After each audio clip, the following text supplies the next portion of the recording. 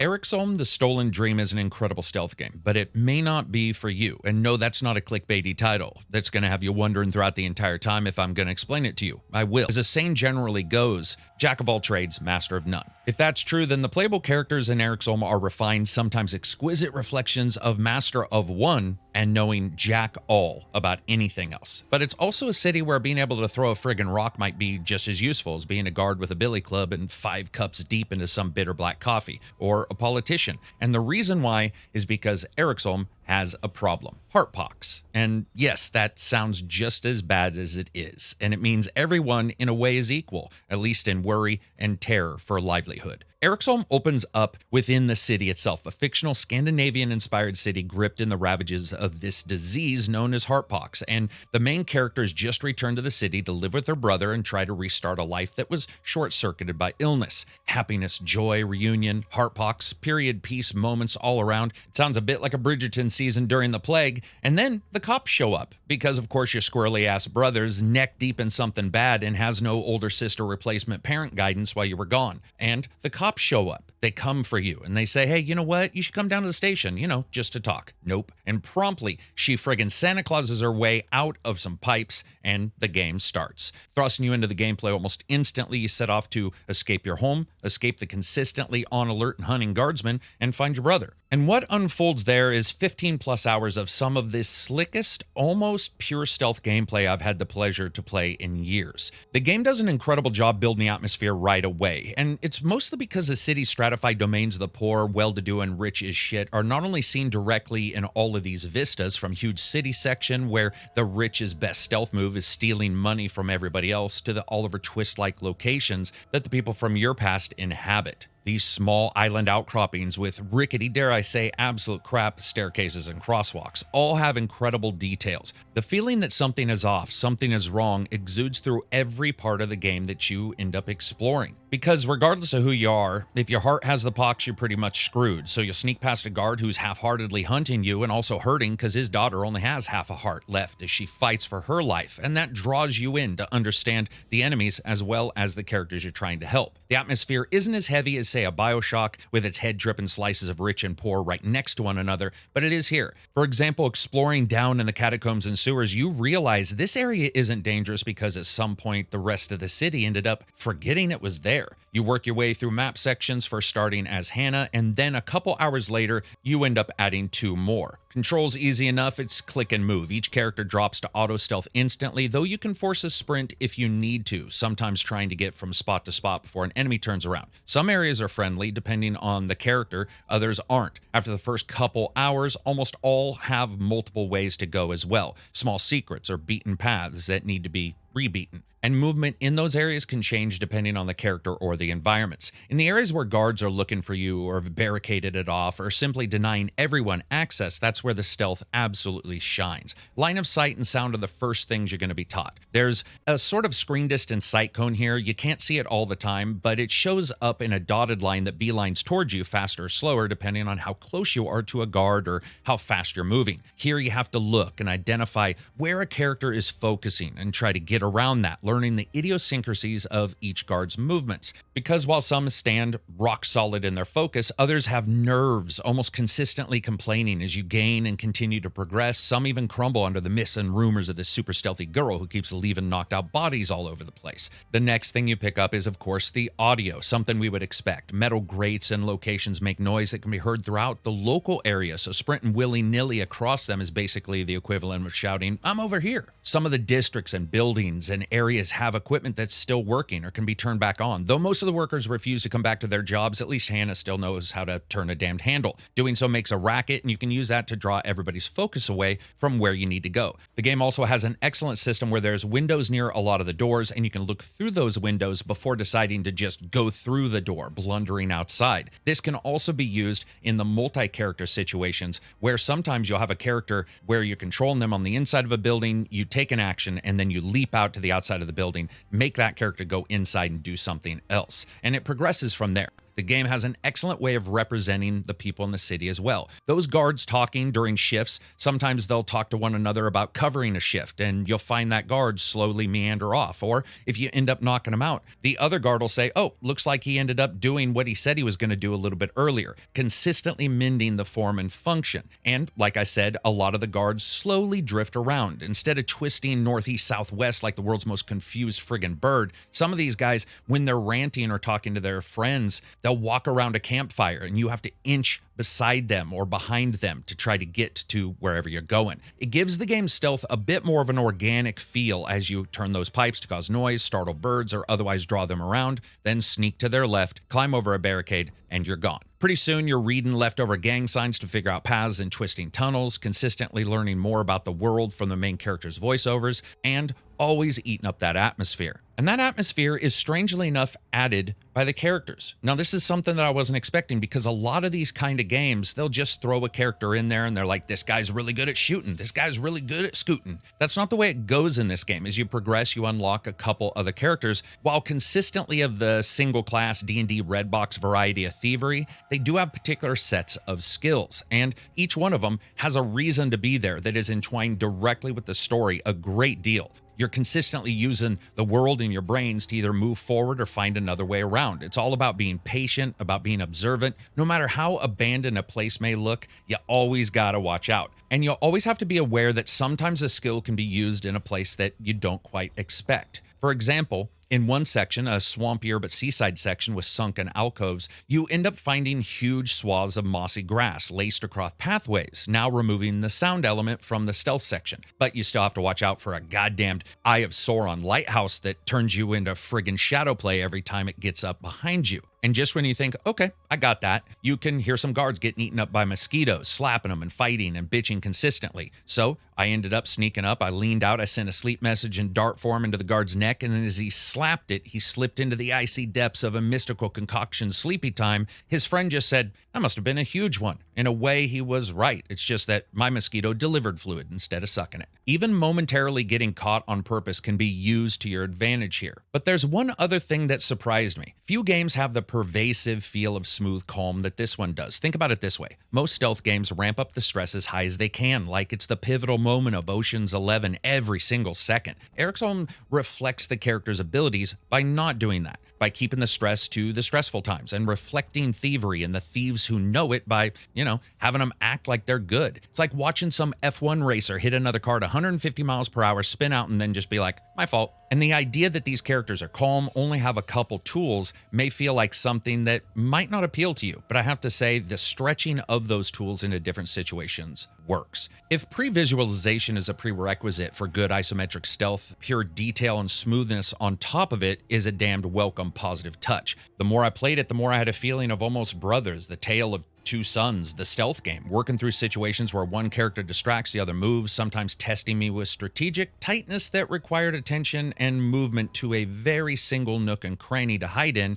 was awesome. Not sure why both of them can't use the blowgun though, unless one of them doesn't understand the difference between blow and suck. Switching between characters, including the third one you get later, just happens in real time with a button on the keyboard. And I do mean real time, with some situations, at least how I played them, requiring an almost combo-like efficiency. Throwing a rock here, moving a character there, throwing something somewhere else, then grabbing some poor fool around the neck and John Jonesing them to their sleepy ends, and then dragging them around a corner because a patrol is on their way to that exact spot. A lot of this does require a bit of crackerjack timing, but that sense of confidence, the sense of calmness, allows for the basics of the gameplay to met out in the exploration of specific ideas you may have, and then afterwards, those ideas turning into learned patterns and then turning back into experimentation, which makes the game feel almost like you're learning something new throughout it. Now, when it comes to learning something new, a lot of times when you jump into these style of games, you don't know exactly what to expect from the graphics. I gotta say this, it punches well above its weight. Most of the cutscenes look tremendous, and there's a great deal of detail on the interactions with the characters and facial details, other than some textures being a bit blurry. It's the first interaction, though, that you have with the other characters while inside the actual normal view of the game that shows an attention to detail that's not always present in this particular view set. As the characters talk, walk, they move around, not just standing like a goddamn test dummy ready for an experiment. But the best part is that there's no clipping. Most of these animations all fit with the actual locations themselves. They don't look like a different section, which, let's be honest, a lot of cutscenes in these kind of games, you do see that separation of church and state a bit. And that lends an organic feel to everything. Also, because of those locations I talked about before, they're excellent. You have debris and nice settled in places, and even locations where you just know there should be a sign that says, yeah, how about not trying to walk here? The setup around it isn't mechanical. Less arbitrary room 14 with medieval debris chosen from Unreal and a bit more love and randomness put into it. And that's no more easily noticed than when you fly into a new part of the city. They have an almost diorama look to them. Not open world, but nice vertical slice cut from them where you can look around and see where people are. Enemies might be waiting and places to explore. And yes, before anybody asks, there's pigeon shit everywhere on everything climbable or cloth here and there to indicate a dropping point. But as the game goes on, there's more experimentation. The lighting is also incredible here. At times I almost felt like I was playing something that was made by people who had loved and played Limbo or other titles of that type. Just depends on the location that you're going into, but consistently it looks really good. Performance-wise, the game was also rock solid for me, and some of the best moments are searching a new location, moving that viewpoint around, checking out the places bathed in shadow, and mentally noting just how many enemy slumber parties you can start from those. Be aware, though, it doesn't have many graphical card-specific settings. In the realm of pure tech choices that we're expecting, there's no DLSS or FSR. And I also would have liked just more pure graphics options, especially because who knows who will want to jump in and play this. They are Steam Deck certified, or said they would. Of course, we never know exactly what that means. But from the 2080 to the 4090, it was a smooth experience throughout everything, regardless of the resolution or the settings I had. It just ran really well. I also want to point out the performance on loading. So remember, most of the time here, if you're seen, game over. But the game's loads are very frequently saved auto positions, and I mean really frequently, like maybe 2 steps behind, so maybe one guy that I killed and a small walk that I did. So you never really have to go too far back, and I had yet to have a save that ended up loading me up where something bad had occurred, because that's just not how the game works. They were fast, concise, and almost always to the point, which meant I never felt like a death cost me in time or anything else. Instead, it was just a memory of what happened, fresh in my head for better planning the next time.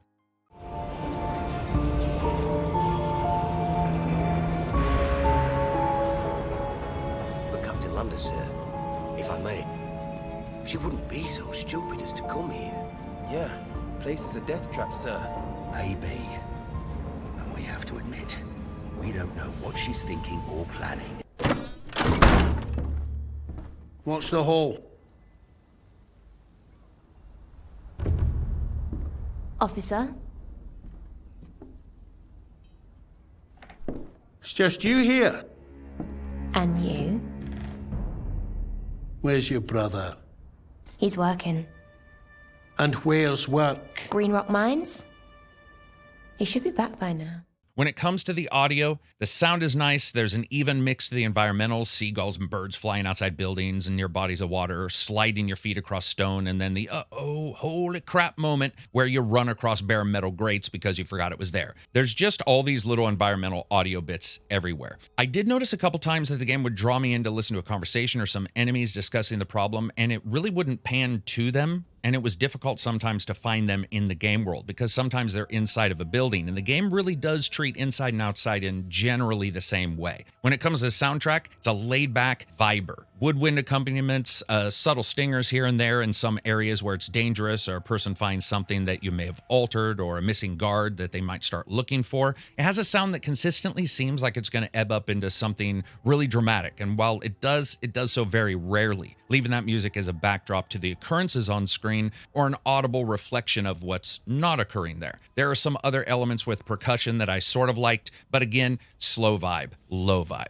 When it comes to the voices, well done. The first scene has an opening between the two siblings, and honestly, that voice work is very well done, especially as it introduces other characters. The interplay between the main characters, their arguing points, or just rambling, snide comments to one another works really well. It's not just that they're handled incredibly well from there and the main character and those she meets, and that subtle bit of mystery they add. It's also that the game never goes overboard on the drama. If a guard's wondering why the lamp's out, it's a nod towards frustration and resignation, and it hits because he doesn't overreact. Then, When you find a guard losing his shit, starting to wonder if the girl who's supposedly taking out guard after guard after guard, moving through the city like a shadow with a bucket full of NyQuil-coated sleeping darts, and it might be too much for him, he starts to break and crumble. And sometimes you can actually get them to straight up run off, leaving the area. While I do believe these are mostly scripted events, I love hearing them yell, "I'm out of here," as they just run past their supervisor. And that is almost as rewarding as putting one in a sleeper hold. But where the voice really shines here is the sheer amount. Most guards, most passerbys have something to say. They're talking amongst themselves. You're hearing their secrets. You're hearing their fears and their worries, their desires. Some of them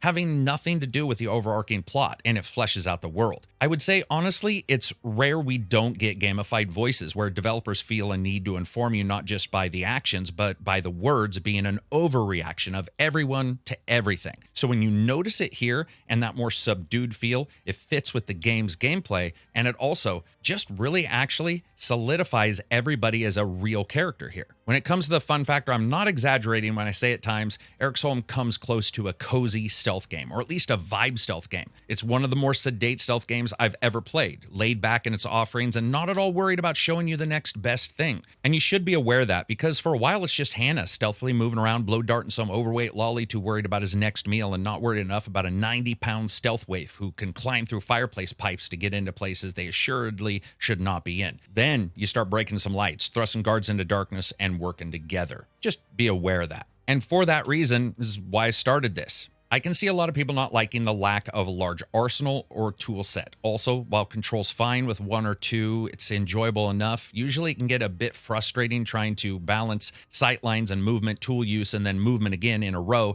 And if one of the characters is outside and they need to be to start the action, that can be a little bit rough. The camera works well enough, and it's not a lack of trying, but the game's organic feel to the stealth. For example, judging just how close to the edge of the light you can get while still being in the shadow, especially the first time you go there, well, sometimes you don't really know where that graphics outline is going to show your shadow or not shadow. And if it's not a shadow, the enemies are going to see you really fast. And for me, as somebody who's normally playing these games where they do have a lot of different actions, it took a while to understand what the game was trying to present and how each character was that master of one, or in this case, I could say two. Once I sort of bit into that, especially as Hannah in the first couple hours when I started playing through some of the missions and realizing that I need to go here and go there, and it can almost seem simple at first. But as the game continues to progress, you realize it's got a ton of hours ahead of you, and you start to wonder, what is this going to throw at me? And I got to say, no matter what I expected, it still threw some general surprises. What did not was the plot. It just didn't wow me. There were a couple surprises here and there, but I guessed this plot really fast. And I don't know if that's going to be for everybody. You know, story is so subjective, but when it comes down to it, it kept me going. It kept me interested. It didn't keep me super invested, though, where I was just sitting at the edge of my chair hoping that at the end of every single slice of the gameplay world, we were going to get a cutscene, though they did look good. As you guys know, I rate games on a buy, wait for a sale, deep sale, or never touch rating system. This is absolutely a buy. I really enjoyed this. For the price, I think this is well worth it, but you absolutely have to buy in. This is a vibe stealth game. It's very confident in itself. It doesn't end up pushing the story forward until it feels that you need to. And I got to admit, right at the time, I remember this specific level I was playing, and I looked at this character and I was like, you know what? I would like a little bit more to do. And suddenly, right at that time is when I got a new character. And that is sort of how the game progressed from that point on. Absolutely enjoyable game. I hope you guys like it as much as I did. If you like these kind of games, be great if you end up jumping in and playing it, or jumping into our Patreon, where a bunch of people are going to be playing it and talking. So you can jump in there, support a channel that doesn't do sponsored stuff at all. Don't take any trips to Disneyland to check out games or anything like that. It's always helpful if somebody jumps in there, or my Only Beards fans, which I did make a page for that and end up having members, crazy enough. But you can jump in there, you can support. You can also check us out at 10:30 a.m. every single Friday on the Best Gaming Podcast, where Johnny, myself, Silver, and guests sit down as friends to talk about games. Not a ton of guests, but an absolute ton of fun. Peace out and enjoy the rest of your week.